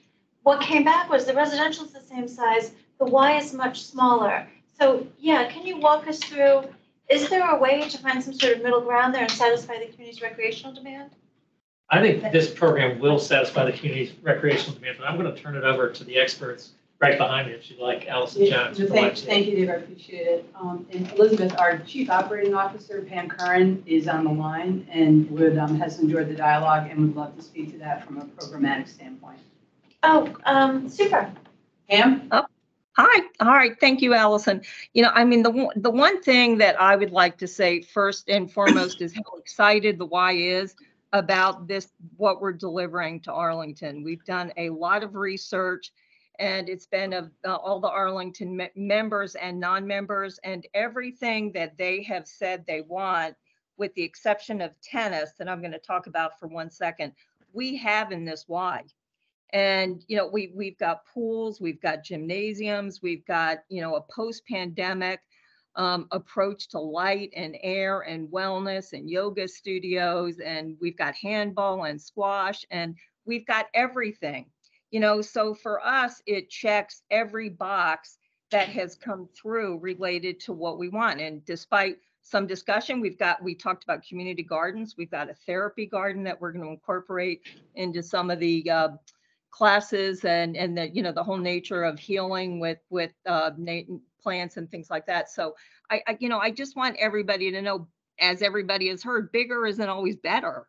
We have really checked every single box. And if I got any extra space, I think I'd put in a little bit more of a warm water pool. But, the good news and the sad news for me is I managed that tennis center for 40 years. I had very gray hair and I had very brown hair when I started. And we had thousands of members. We're down to 600. somebody mentioned all the children, but the truth is we have 42 children in camp. The demand is not there for tennis. At the same time, to build 4 tennis courts was approaching $15 million. So, it's just not what I think the community wants us to deliver. But, we want to also keep it an affordable why. The more we spend, the more the price is passed on to the community. So this will be very affordable with everything state of the art up, that I think the community has said that they've wanted through multiple surveys and demand studies. So I was there with Sweet Steinman, Mel Labat, Don Floyd, all the people. I've been there for 40 years. Tennis is being a little bit nudged out at this point, and it's a fact. So, but I want to focus on, I really think the programming will make everybody so happy and bring the community together. So I've probably gone over my time, but we are so excited about this why. Oh, thank you very much, Ms. Kern, for sharing that perspective. Thank you for allowing me to. Nia. Yeah, I just have a question. And you don't have to answer it tonight, but so if I just heard her correctly, membership and usage and stuff is down. So you are confident that these things will make more people want to come? Absolutely. Look, you've got a facility that dates over 60 years old. I mean, if you go back one slide, Kathy, you can see what's there now. I mean, maybe eventually the slide will kick over. You can see the pool right there in the back. That's what you're signing on for. If you want to swim, that's where you're going to swim. If you want to go in the future, this is what you're going to get. You're going to get state-of-the-art swimming. Where do you want to go swimming? Where do you want to take your kids? I think it's what you're seeing on the screen. So we believe there'll be demand for this, and this is an exciting upgrade for the community as a whole. And there's a demand, I think, for particularly aquatic centers in this part of Arlington. So I think the Y is very confident. They have been doing this for many years, and they have consultants all over the country and information from all over the country. Paul. Yeah, I'd like to return to a question that Jim Montelme raised earlier about the relationship between the residential building and the size of the Y. I mean, we just heard from the programming director that now the Y is going to cost at least $15 million less than the old plan was going to. But somehow, you still need the 74 units to finance a construction that is at least $15 million less, if not more. So I'm interested because from the community perspective, density is an issue, number of residents on the property is an issue that brings parking and traffic and demands on the schools and everything else. So why, given the fact that we don't need 15 million, at least as much as we used to, do we still need 374 units in your residential building? Because construction costs and interest rates continue to rise. And so it's going to cost more money to build the Y overall than it did when we started this endeavor back in the Glup Study Plus. So you're saying you couldn't have made it work? No, the residential is a critical component. But you couldn't, so you couldn't have made the old Y work with the current residential? Yeah. Thank you. So, Paul, the other component is there's always been a gap. I mean, we're building underground parking, and our architects will, tell us how expensive that is. YMCA's, we don't typically build underground parking. We build surface parking. So there's always been a gap, and the component right now is also as a charity coming out of COVID. Our organization, like many YMCA's, like many nonprofits in the country, were decimated. So we're trying to rebuild back our reserves. We've already spent millions of dollars in soft costs, to get to this point, as we started even a little bit before 2017. So the component of, comparing now to where we were even when we started in 2017, it's just a very different landscape for the Y as we continue to build back financially. Thank you. Thank you, Allison. Any other thoughts or comments on the revised building massing and height vision for the new Y? I think we got a good explanation of how the Y is has reviewed demand these days. Okay. Yeah. Oh, I'm sorry. We'll do public comment in just a few minutes. Thank you. I'm gauging where we are on this It was before just we get to relevant it. to the topic. Oh, you can speak on anything you like at public comment. Daniel.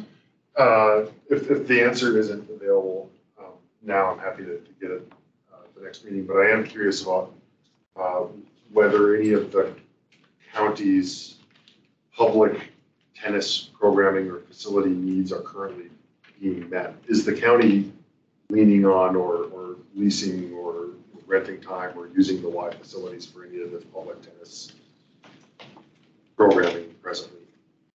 Not to my knowledge. And we have some Yeah. DPR staff here, yeah. Yeah, and not to my knowledge. Okay, I'm seeing a lot of shaking. Okay, good. Okay, that alleviates a concern. Yeah, okay, thank you. All right, at this point, are there any outstanding questions among the table? I'd love to hear what the folks who took their time to come out tonight would like to raise points on. Okay, super, thank you very much, SPRC. Pierre, are you working on a list of folks who'd like to speak? I have 5 individuals. Okay, And, does it include virtual as well? Okay. Yes. And in the meantime, I'm just going to wrap up what I heard around the table so that my SPRC colleagues can let me know if I've missed something. Regarding the site layout, there's generally, people like the space between the buildings. There's some concern with the reduced, per the envisioned from the GLUP study, site of that small open space to the west. And Paul raised a couple times the option to shift the building to maybe reduce some of the space between the buildings and allow more open space on the west side. That could potentially be safer too if that's an area where there'll be some movement of Y users and children. Some concern with the north-south street to the west in use as a cut-through from 13th through to Washington Boulevard. That has been an issue since the special GLUP, and I think it's something that we do really need to try to work through, especially as we're talking about fully populating the site with, there's children at Terwilliger Place, there's going to be children using the Y, right? And there's a great desire to do more and better with regard to the Fall Cemetery, perhaps some signage and access from Washington Boulevard in the long term. And then the issues regarding the massing and height, heard why not use more of the height that's available for the Y building and perhaps meet more of the demand that's out there. I don't know if you could squeeze in a tennis court, but we hate to leave a constituency with no resources. Why not respect the tapering for the special GLUP more and see less reduction of that GFA that we saw? This building is much smaller. Is there a way to use a little bit more of that space? David Hall raised some good points. Maybe that we put a practice board somewhere on the site for tennis. And, we'd love to see what you have in mind for using the roof, the community gardening, the kids, the yoga. I'm sure that would be appreciated by some of the newer residents as well. And we heard from your COO this changing demand that the process the Y has gone through to determine how they will make sure that their services are used. Did I miss anything? Okay. And we'd love to hear from the public now. Thank you for waiting through this meeting. It's also in the chat. These are all from the chat? No, And it's also a mixed from here. combination, yes, everyone. Okay. Okay, so it's, okay. The list is also in the chat. Would you like to add your name? Yes, please. Last call for any public, on the other. Okay. Mr. Peoples, did you want to? I'll be back. Thank you. Okay, we'll start with Ms. Barcy. Did I say that correctly, Barcy? Barcy? Barcy, that's fine. How many minutes would you like on the call? Okay, thank you. 2 minutes, please. Thank you, Kim. So I'm here as a Y tennis player, and I just have to say, I've been a little confused because Y hasn't been honest with the tennis community over the last years. First, there was a project board saying there were going to be a minimum of 5 courts. Then suddenly, after many years, there are 4 courts. There's been no communication along the way. What I'm hearing here is about finances. I can't speak to that because I haven't seen any dollar signs for how much the revenue actually tennis is bringing in as opposed to the others. But I do want to say that it seems that if it has to be limited, I haven't heard anything as to why there can't be mixed pickleball and tennis courts, why it only has to be pickleball, because right now at the Y they are shared. So if you're going to build, then why not try and build 6 courts at least and make those available to pickleball and tennis players. I've also, what concerns me about is that the Arlington Y article today says that the developer has been saying that there's been a problem with the community with height being having a height objection, but I've heard recently from the county staff, and they've suggested that at no point has the county staff suggested that a solution to staff concerns have been removal of the tennis courts. So I'm not really sure what to believe. I don't think the tennis community is getting a straightforward, honest answer. So I would suggest maybe, which has never happened, in the fall, the Y could actually show up at the tennis courts, maybe with Parks and Recreation, and have an honest discussion with the players about what's going on. Thank you, Ms. Barcy. Our next speaker is Ken Hughes. Thank you. My name's Ken Hughes. I'm a neighbor, a member of the YMCA, and a member of the Boston Regional Civic Association, if I'm only speaking for myself. There are a number of opportunities or suggestions that I would have. You've thought of these already. I apologize. One is concerning the trees. Appreciate that people are trying to help you survive. But I'm wondering if someone has thought of hiring an arborist to see, yeah, okay, great. Okay. The next one is native plants, which I know the Y person talked about doing a little. I would suggest that one can do a lot with that. If you look at the new H2Q headquarters, they have the fantastic Metropolitan Park, which is exclusively native plants. It's unbelievable. Similarly, if you go to Long Branch Aquatic Center, that they have that is native plants, and they also gets to the next point, which is runoff form, which is rain gardens with native plants. Look at what they do at Long Branch with that. It's extremely creative. Next is solar panels. Okay, I understand the gentleman was talking about doing some green things up there. That doesn't preclude putting up solar panels. There are lots of imaginative ways that you can angle them, and I have some expertise in this area. I'm happy to help out with that. There are Virginia SRECs, solar renewable energy credits to finance that, and you can sell federal tax credits as a nonprofit. So, and the electricity will pay, the solar will pay for itself quickly, and it's a perfect place where you have a new building and you have a new roof, and it'll be there for many years to put solar. Thank you very much. Thank you, Mr. Hughes. Our next speaker is Bernie Byrne.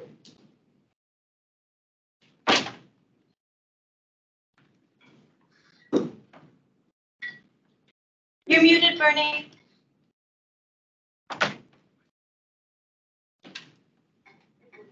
Can you hear me? Yes. Okay, thank you. While the site has some planted green spaces. Oh, louder, Bernie. While the site has some planted green spaces, the building lacks biophilia. There is a small planted plaza within the building with no green roof. The building needs a green roof.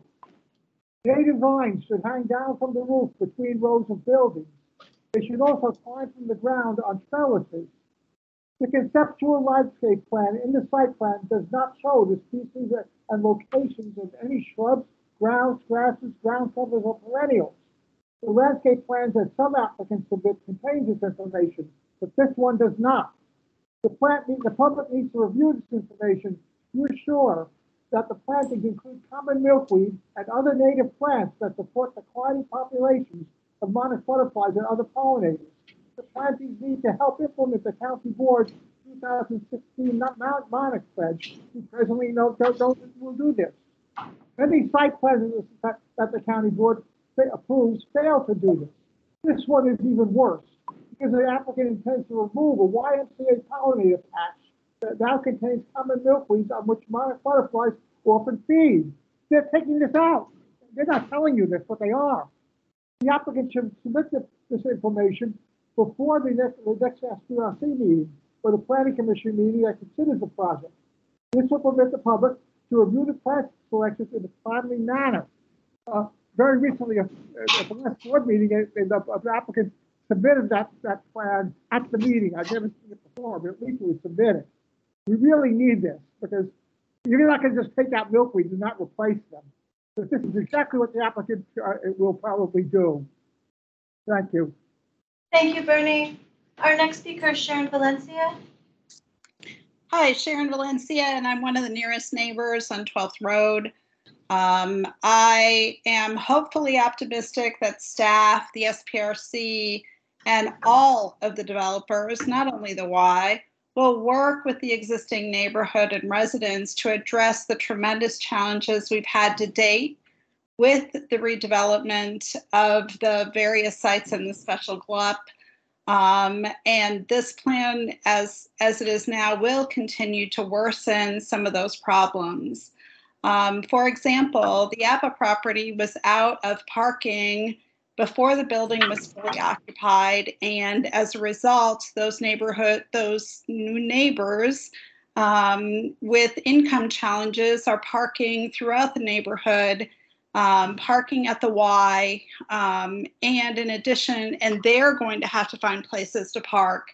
And in addition to that, we're now going to have even more traffic into the neighborhood from people looking to park at the Y. While not ideal, we've learned to be cautious in our in making sure that the needs of the neighborhood are addressed.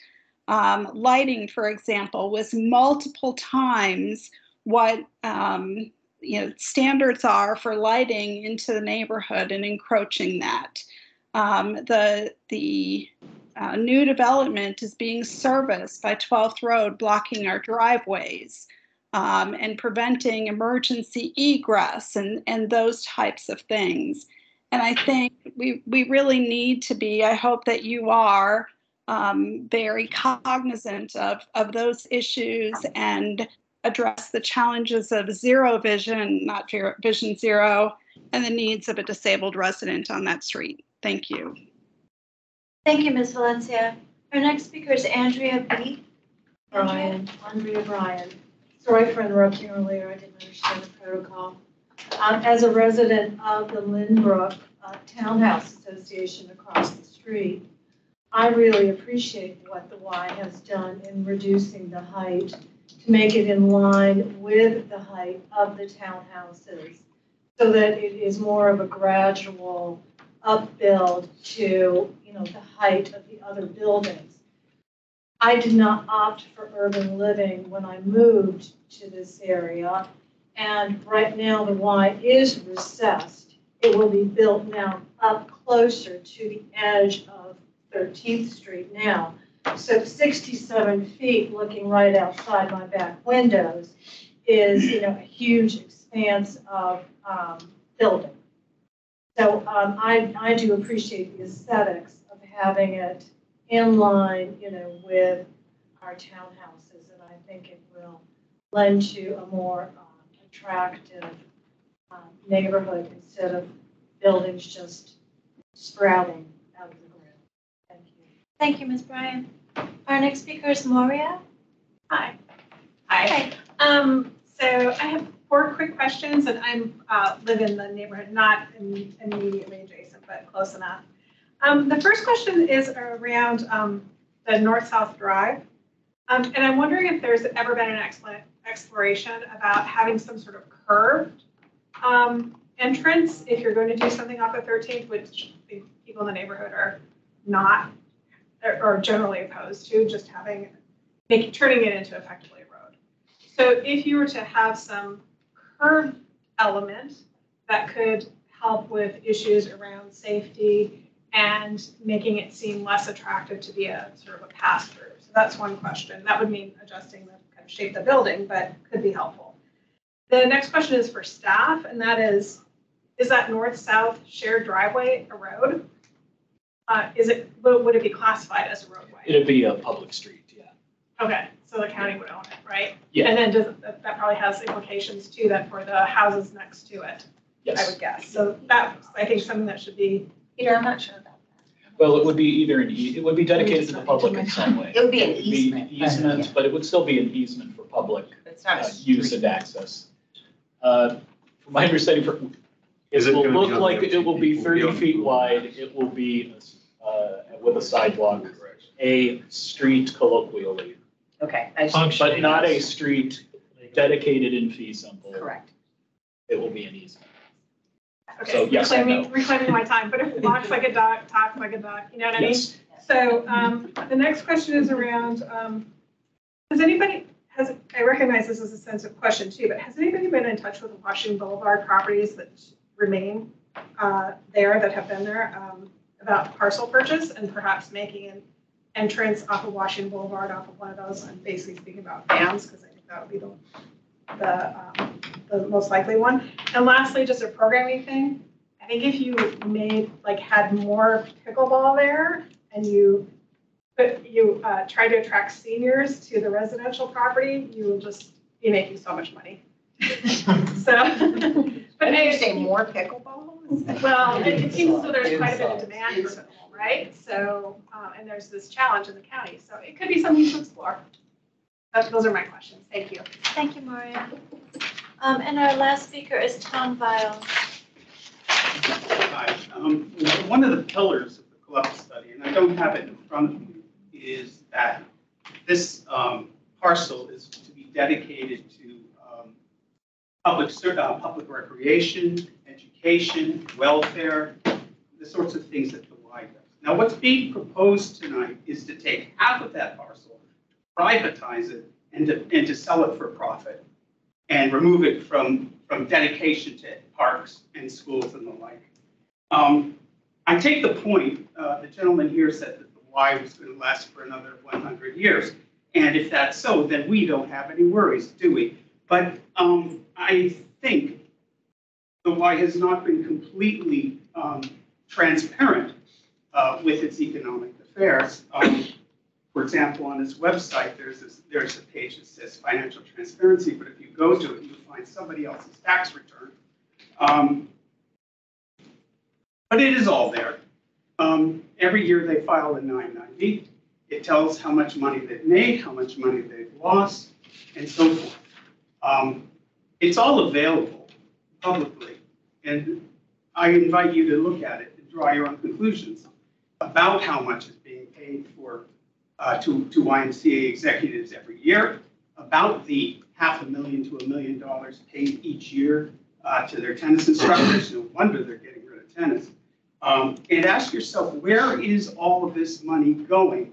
And is it going to support 100 years of public welfare, education, parks, schools? Thank you. Oh, and by the way, if you come outside afterwards, I have a little QR code. You can go and look up all of this data. Thank you, Mr. Viles. We do have one more speaker, and that's Laura joining us online. Laura? Yes, good evening. This is Laura Lappin. I'm a longtime tennis player at the Y, and like Janet Barcy, I'm very disappointed to see that we won't have any indoor tennis in Arlington County at all. And I have to agree with her that we've had a total lack of communication from the YMCA management about, the tennis courts. We currently have 8, then it was 5, then it was down to 4, and now it's down to 0. So that's, very, very disappointing. And, everybody's talked about pickleball, but we do have pickleball courts there at FDIC, not FDIC, the YMCA, and, we share that with tennis courts, and they're not very often used from what I've seen when I've been there. So it'd be great if that could continue to share tennis courts and pickleball courts, but it would be helpful, even more helpful, to have more communication from the YMCA on what is happening and when and why. I did hear that Pamela talk about squash and handball is going to be reintroduced to the YMCA. Instead of tennis. And I don't think I've ever seen anybody on those handball courts or squash courts, maybe ever. Anyway, I just wanted to and there won't be tennis at the YMCA and no indoor tennis at Arlington County at all. Thank you very much. Thank you, Laura. All right, I want to thank everyone for their participation tonight. All the members of the public and the community who sat through this and shared their concerns and perspectives. The applicant for sharing this, including the whole enormous team. Thank you all for coming out tonight. Thank you, staff, Peter, Pierre, Bethany, Jane, and Michael. Thanks for joining us. Our next steps, Peter? Next steps is the ball is in the developer's court, so to speak, to respond to these comments. We'll need to file a complete set of plans, which I said will take about, 30, because they are majorly revised, about 30 days for staff to review, and then we'll schedule further SPRC meetings if they choose to go forward. Thank you. All right, thank you all very much for your time. Thank you. I appreciate it. And